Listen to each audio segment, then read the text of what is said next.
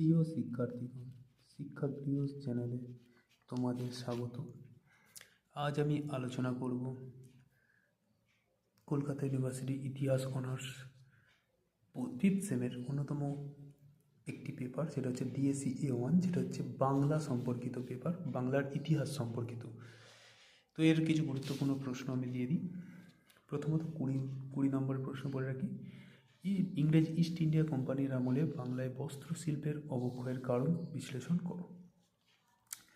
তো এটাকে আমি স্টার মার্কস দিলাম, খুবই গুরুত্বপূর্ণ প্রশ্ন। সমাজ সংস্কারক হিসাবে রাজা রামমোহন রায়ের অবদান আলোচনা করো। এটাও ভালো একটি প্রশ্ন। ওয়াহাবি আন্দোলনের লক্ষ্য কী ছিল? বাংলায় ওয়াহাবি আন্দোলনের তিতুমিরের ভূমিকা আলোচনা করো। এটা গুরুত্বপূর্ণ। এই প্রশ্নটা করলে তোমরা CC12-এর 5 মার্কস এবং 10 মার্কস সম্পর্কিত যে প্রশ্ন আছে সেটাও করতে পারবে। তো এই জন্য এই প্রশ্নটা করে রাখা ভালো। পাবনা কৃষক অভ্যুত্থানের বৈশিষ্ট্যগুলি আলোচনা করো। ভালো একটি প্রশ্ন। পরটা হচ্ছে লর্ড কার্জন কেন বঙ্গভঙ্গের প্রস্তাব দিয়েছিলেন?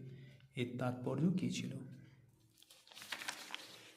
এবার 10 নম্বরের প্রশ্ন, সেটি হচ্ছে ওয়ারেন হেস্টিংসের রাজস্ব ব্যবস্থা আলোচনা করো। এটা আমি স্টার মার্কস দিলাম, ভালো প্রশ্ন। নীল বিদ্রোহে বুদ্ধিজীবীদের ভূমিকা কী ছিল? এটাও একটা ভালো প্রশ্ন, আমি স্টার মার্কস দিলাম। বাংলায় দেওয়ানি লাভের পর্যায়গুলি বিশ্লেষণ করো, এর ঐতিহাসিক তাৎপর্য কী ছিল? এটাকে আমি স্টার মার্কস দিলাম, এটা খুবই গুরুত্বপূর্ণ প্রশ্ন। বাংলায় পাশ্চাত্য শিক্ষার বিস্তারে মিশনারিদের ভূমিকা লেখো।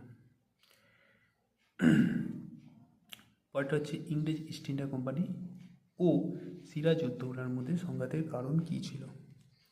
একটি ভালো প্রশ্ন। কেন পলাশির যুদ্ধ তুলনায় বক্সারের যুদ্ধ বেশি গুরুত্বপূর্ণ মনে হয়? এটা ভালো প্রশ্ন।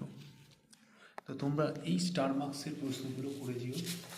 যাদের সময়ের অভাবে প্রশ্নগুলো হয়ে উঠতে পারছে না, তো তারা যদি এখন থাকতে এই প্রশ্নগুলো করতে থাকো, এগুলোর মধ্যে আমি বিশ্বাস যে তোমাদের পরীক্ষায় তোমরা এগুলো পেয়ে যাবে।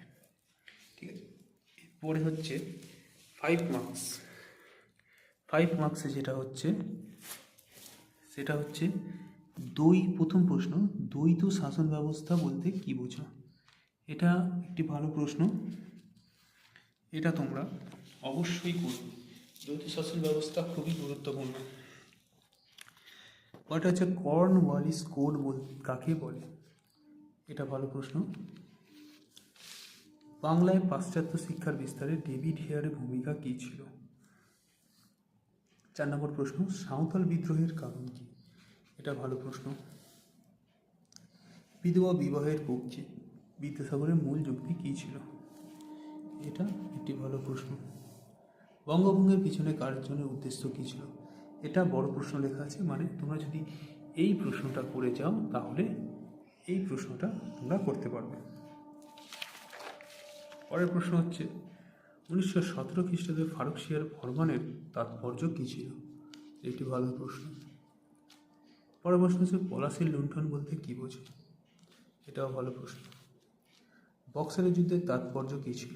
বক্সারের যুদ্ধের তাৎপর্যের ক্ষেত্রে আমি বলতে চাই, যদি তোমরা এই প্রশ্নটা করে থাকো যে কেন পলাশির যুদ্ধের তুলনায় বক্সারের যুদ্ধ বেশি গুরুত্বপূর্ণ, এখানে বক্সারের যুদ্ধের যে ভাগটা আছে, গুরুত্বটা আছে, সেটা যদি তুলে দাও তাহলে এই প্রশ্নটা আর নতুন করে তৈরি করার দরকার নেই। সতীদাহ প্রথা নিবারণে রামমোহন রায়ের ভূমিকা, এটাও বড় প্রশ্ন থেকে আসছে। যে বড় প্রশ্নটা হচ্ছে তোমাদের এই যে সমাজ সংস্কার হিসেবে রাজা রামমোহন রায়ের অবদান, সেখানে সতীদাহ প্রথা নিবারণে তিনি যে ভূমিকা পালন করেছেন সেটা যদি করে ফেলো তাহলে আর এই ছোটো প্রশ্নটা করার দরকার নেই। সন্ন্যাসী বিদ্রোহ, তো এটা ভালো একটি প্রশ্ন। স্ত্রী শিক্ষা বিস্তারে বিদ্যাসাগরের অবদান, এটা খুবই গুরুত্বপূর্ণ। চিরস্থায়ী বন্দোবস্ত প্রবর্তনের পিছনে কী কী উদ্দেশ্য ছিল? এটাও একটা ভালো প্রশ্ন। তো এই স্টার মার্কসের প্রশ্নগুলো তোমরা অবশ্যই তৈরি করতে থাকো, সময় কিন্তু খুবই কম আছে।